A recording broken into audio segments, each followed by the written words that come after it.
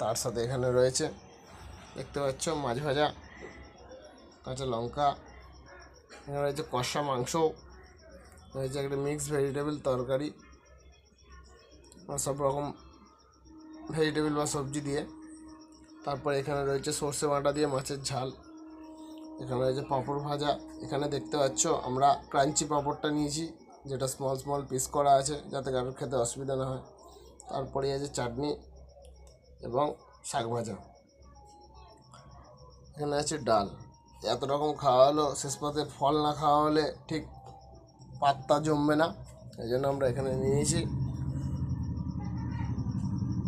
Potato, কাঁচা আলু নয়, এটা তোমাদের শাক আলু, অনেকেই জানো ফলের মধ্যে পড়ে। এটাকে আমরা খাই খুব মজা করে। তো চলো, আজকের ব্লগটা ছিল এইটুখানি। ভালো লাগলে অবশ্যই পাশে থাকো, আর এরকম মজা মজার ভিডিও দেখতে অবশ্যই চ্যানেলটার পাশে থাকো।